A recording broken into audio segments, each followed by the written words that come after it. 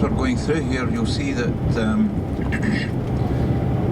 there's actually quite a high concentration of farms here. The reason for that is these are actually quite ancient farms. They've been here for hundreds and hundreds of years. And back in the old days, there used to be wolves and bears roaming freely around here. So the farmers would group themselves into what's known as tuna, and they would that would give them protection and safety from the wild animals. As we're going along, you'll see some large round white things. We tell the children that those are the tractor eggs, and in the spring they hatch open, and that's where the baby tractors come from.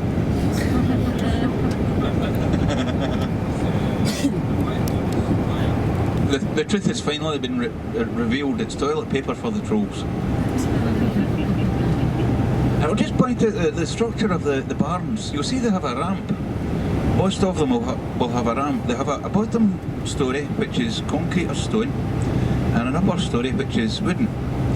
The wood will rot if you have it close to the ground. The water just comes up into it. That's the reason for the stone. And the ramp is there because we have about 7 months where the animals are kept inside, and we need a lot of food to keep them going over the winter. So usually that second storey is completely devoted to hay, and the animals are kept underneath, and the layer of hay that's up above them gives them excellent insulation throughout the cold winter months. You'll also see some large cylindrical things. Those are a more modern thing. That's silage.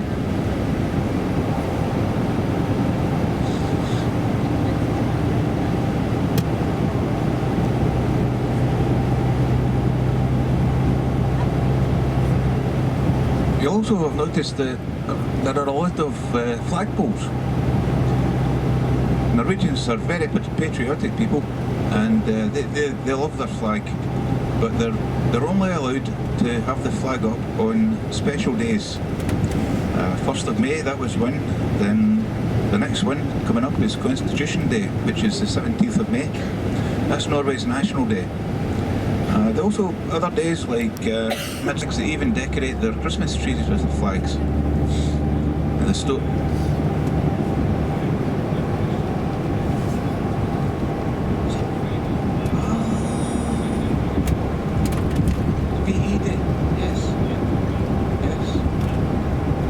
Just been reminded, I should wish you all a happy Liberation Day.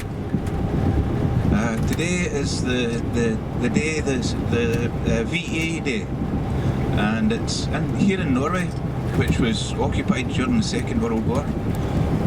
They celebrate this day, and they're very grateful to be free from Nazi oppression, especially the older ones who actually lived through it. And well, I've actually been told by them that they're very grateful for the Allied efforts during the Second World War. The reason they have the flags on their Christmas tree isn't only because they're quite patriotic, but it's a symbol because of the oppression during the Second World War. They were not allowed to fly their own country's flag. They had to fly the Nazi flag. And well, that went down like a ton of lead. So they would fly it whenever they could in secret. So when they went up to their summer farms up in the mountains, or when they could decorate their tree, they would use their flag. So we're good.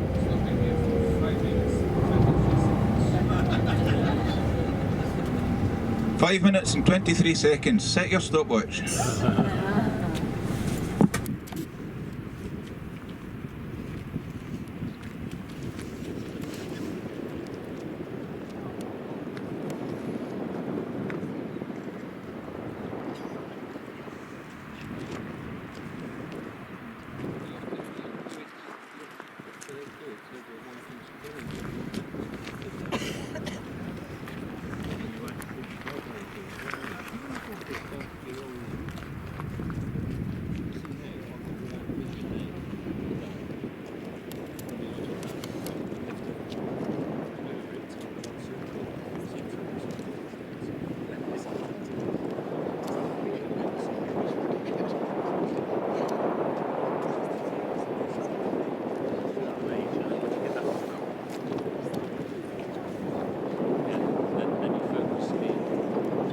on. That should give you 15 minutes to get yourself ready for the next tour if you've got one lined up.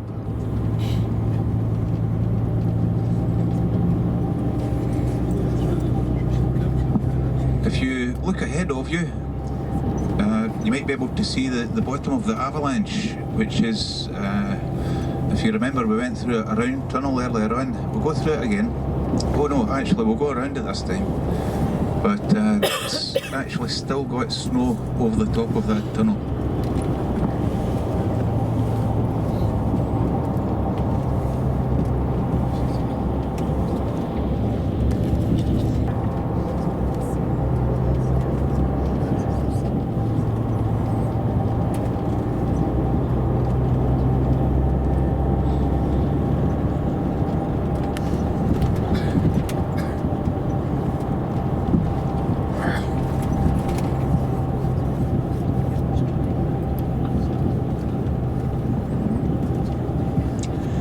That place that we stopped off at, Irenessa, is the area is called Ire.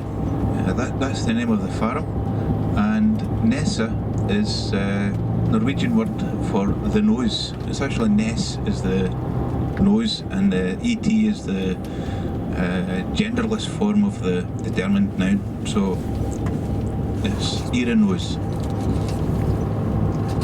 And that is, it's actually community run that. They have what's known as dugnad over here. Dugnad is very important to the Norwegian culture, and it's how they get things done. And it's when a community comes together and does volunteer work. Now, of course, we do the same in the UK, but it's very deeply ingrained in their society over here.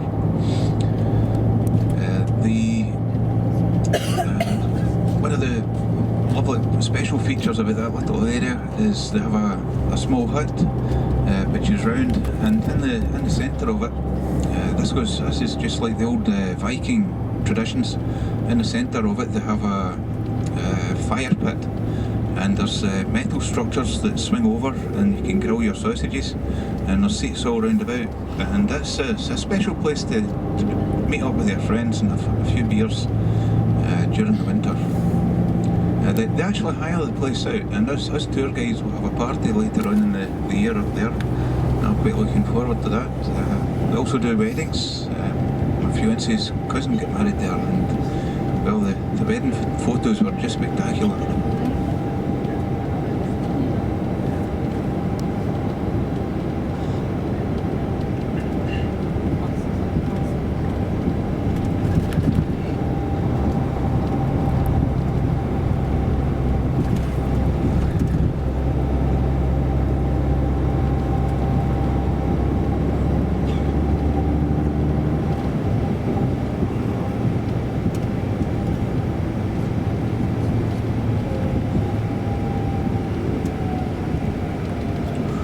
We're just going past the tunnel, the round tunnel, and as we go along you'll see the snow still lying there from the avalanches that fell during the winter. You can... Oh yes, you see the large stone on the right hand side there? That wasn't there last year.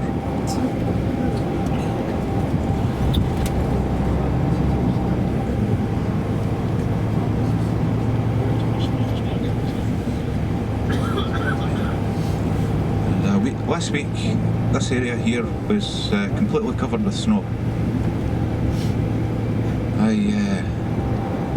It's quite unusual for me to have a snow day, but last Friday it snowed in being. It's against the law to have my winter tyres on the car after the first Monday in May, and it was the 2nd of May, so that was me. No. Actually, it was the first Monday after Easter. And I'm going nowhere in snow if I don't have studs in my tyres.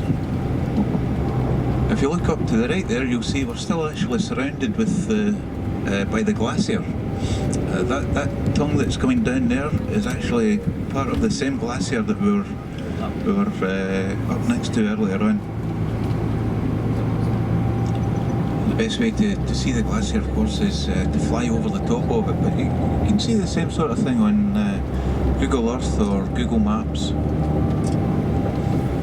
That up there is it's your stereotypical hanging valley. And what you'll find is, up in that valley there'll be a lake down at the bottom of it, and that's caused by the glacier, which, although it moves slowly, actually has quite a bit of a momentum, and it acts like a bulldozer with the downward force carving out the lake. And there'll be a little bit of a lip at the end of it, same as there was up at the lake we were at. What you tend to find as well is up in these high valleys there'll be the summer farms for the main farm. And the summer farm is known as the Setra. And again, that's another big part of Norwegian culture, and it's the basis of the Norwegian cabin culture. What you see around us here is really the spring and autumn pasture. In the height of summer, this area is just given over to grass and allowed to grow. The animals are sent up into the mountains.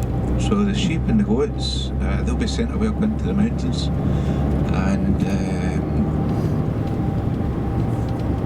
the grass that's allowed to grow long down here will be cut and kept for hay and put into the barns to keep them cosy and fed through the winter. It's one of my fun things to do as I'm travelling through Norway is setra spotting, but you can see them and they're right the way up into the mountain, maybe about 2,500 feet up. Milk back down from the setra down to the main farm, and they would do that every day. They must have bred them tough back in those days.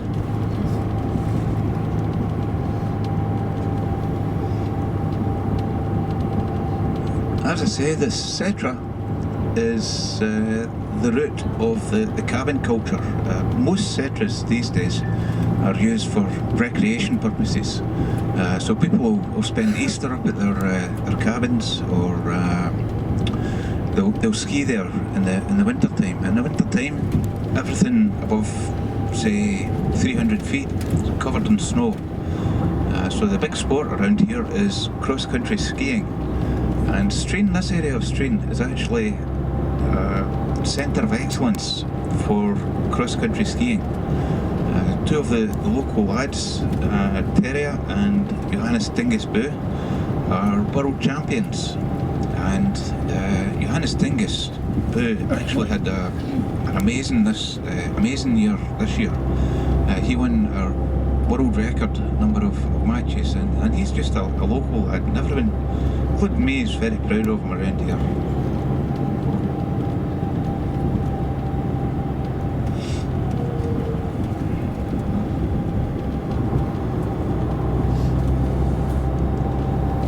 Another big sport around here is football. In the winter time, the Norwegian football season finishes, stops for a couple of months, mainly because you would be playing on an ice rink.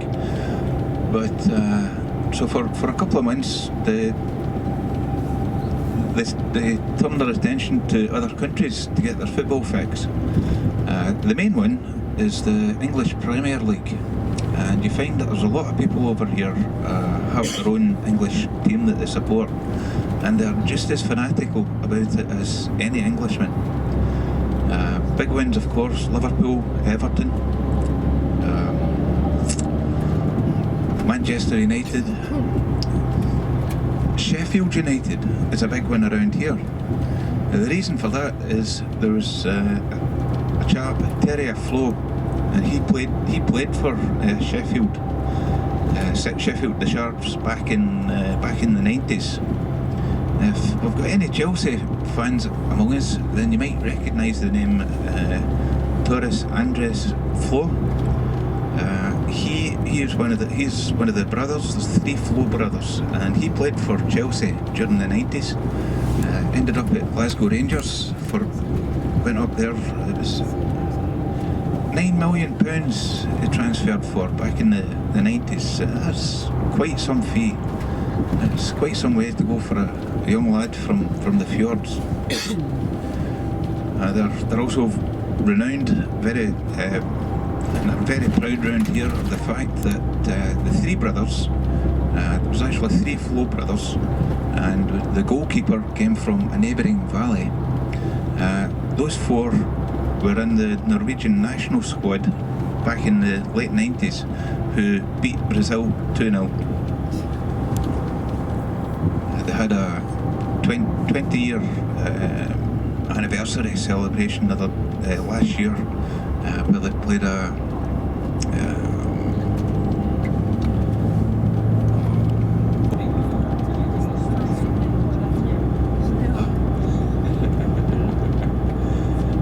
Olden Solskjaer. You may have heard of him. I heard fans of other teams switching to Manchester United just because of Olden Solskjaer. I'm a Liverpool supporter, so I'm going to keep my mouth shut.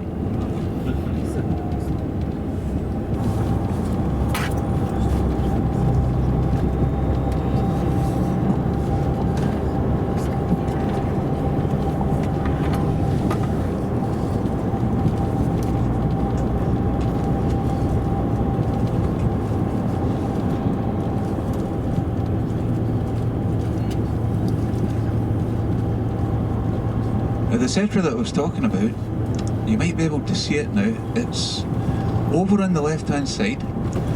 There's a bit of a nose of land comes out, and there's a cliff face, and there's some cabins up on there. You'll be able to spot them. There's also another summer farm which is quite easy to see, and that's on the other side of the fjord. When we get back to the when we get back to the pier on the north, the south-facing side, that's to the north of us, you'll see another Cetra, and it's sitting just below the snow line.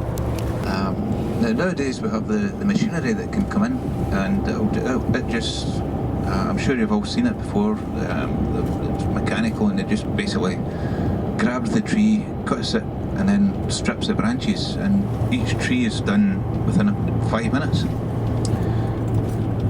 Those machines can't operate in the sort of terrain that you see on the other side of the fjord.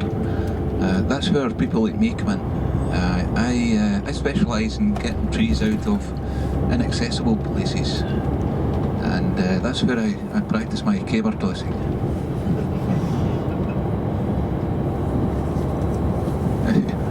You think I'm joking?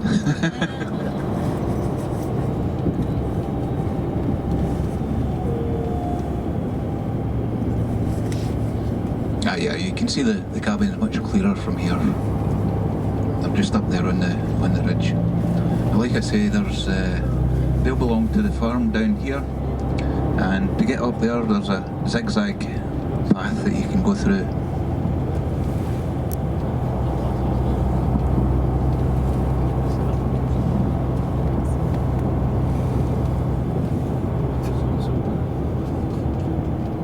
So we've left the lights behind, and now we're back into the river area. We've got the Loken waterfall here.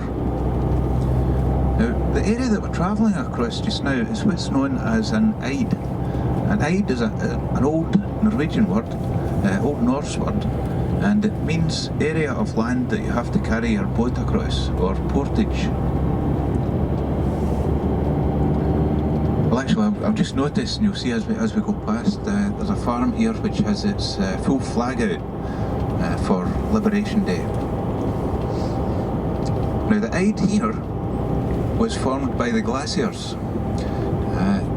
As I say, the glacier has downward momentum, so it scoops out and bulldozes, and when it came and met the salt water, the ice would melt, and the contents, all the gravel and glacial till that it was carrying along would be deposited.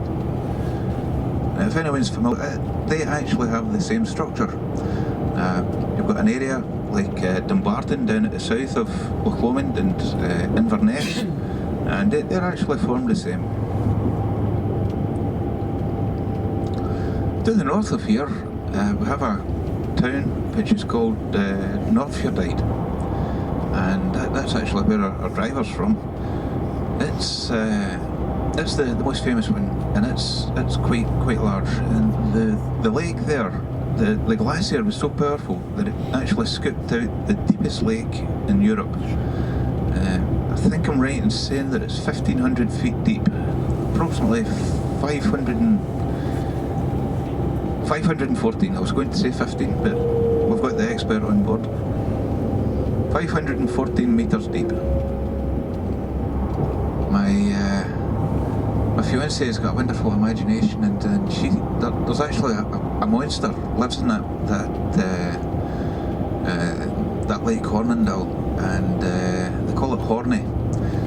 And my fiancee has postulated that there's actually deep under the sea, there are caverns that connect the north of Scotland to Norway, and it's a family of them.